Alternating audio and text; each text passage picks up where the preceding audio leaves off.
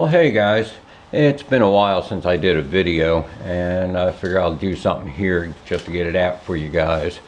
But I just wanted to show you this little creature right here. This is an old Star Lubrisizer. This one's from San Diego Star, the original company. Now it's Magma, and this thing, it's got some age on it.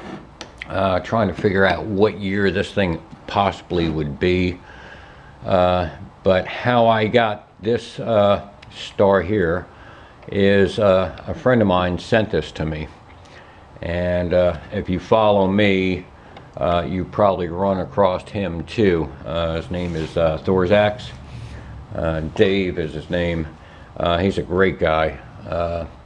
He ended up with a couple of these units, and we've become pretty good friends, and we were just talking one day on the phone, and you know, he said he was going to set one up for a separate caliber, and he didn't need a third one, and he was going to send me one. I was like, wow, that's a pretty generous offer. That all started out a while ago. Like I said, we ended up becoming buddies, and I made him a bullet feeder for his star, and you know, that was just a gesture of friendship, and you know, he came back and you know, gave this to me as his gesture of friendship. It's hard to find that these days, and I didn't ask him for this. He offered it to me. You know, he did this out of the goodness of his heart. So, you know, I really appreciate this, Dave. I have a newer star, a Magma, and, you know, I'm going to dress this one up. This one's old. It doesn't have the grooves in it for the O-rings for the dye, so when you heat the wax up, you know, it could get ooze out. This was set up for years ago. They were using the soft lubes in it and stuff. And I used the hard lube, so I'm going to contact Magma. From what I understand, they will put the grooves in there for the O-rings, and it's just a great old machine. You know, I posted this up on Cast Bullets to see if anybody had any idea what era this was from. Some of them have blue. This one's black. It's got the bronze housing around here. This arched lever right here, that I haven't seen any old pictures with the arched on here. It has the handle has the bend to it. Let me spin this around. It has the bend to it. I haven't seen that on some of the old units. Cool features. Really neat. Really neat. And I told Dave I was working on it before I put a video out. And I think the one thing I did notice when I got it from Dave, it was really hanging up, going up. Now that's the way it should move. And what I figured out, I measured the tubes outside to outside on my new machine. They pulled within spec, so I figured, you know, it had to be that the bore holes of these were a little bit off, and it was real tight. It would just stay where it would. So I did figure out how to pull this one shaft out, and I threw it on the lathe, and I just took a little material off it, and that loosened up everything. Now it's just gliding like a piece of, you know, piece of glass, smooth on it. So very neat. You know, I cleaned this thing up some. There was a lot of old lube in there. That was a messy ordeal. But you know, once again, Dave, I really want to thank you. You know, you touched me doing this. Usually I do things for people, and the best I get is a thanks, and that's about it. You actually came back and you know, did something good for me. So, but I like messing around and fiddling around with different things and improving things if I can, and making things.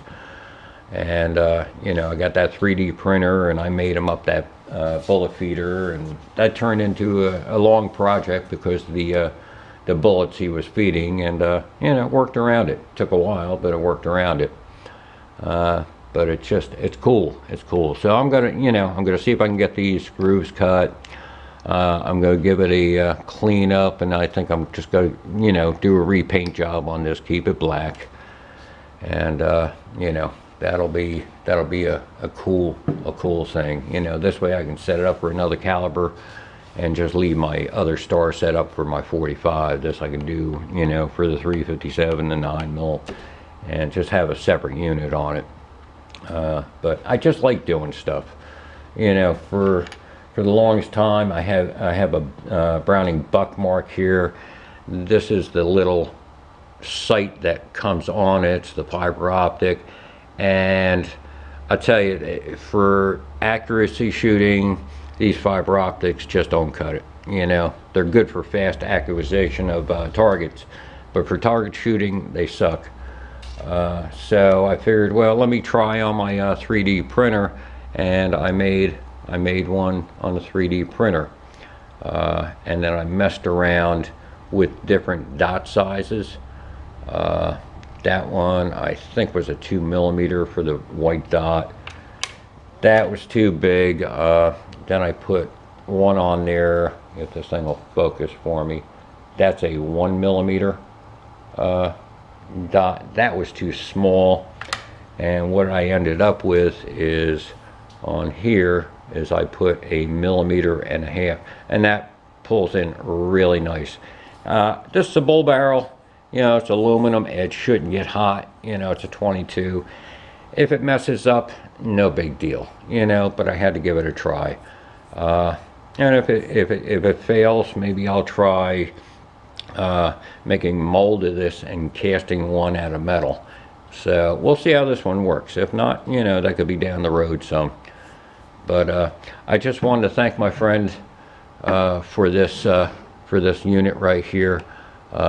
It looks rough. It's been around for a long time. That's a testament how well the thing is made. This thing could be back in the 50s, 40s. I really don't know.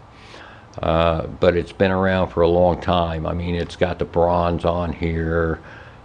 You just don't see that kind of quality anymore. For a machine to last that long and still be as good as it was, the day it was made.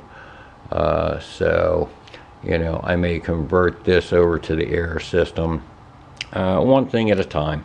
Right now, I had to pay my property taxes, so I'm pretty broke right now. So, it'll be a while before I send this out to Magma to get the grooves in it. Got to rebound on the finances a little bit, but like I said, this was a great gift from a good friend. So that's all I got today, guys. I just wanted to get this out and show you, good people still do exist, and Dave definitely fits in that mold. So, all right, guys, take care.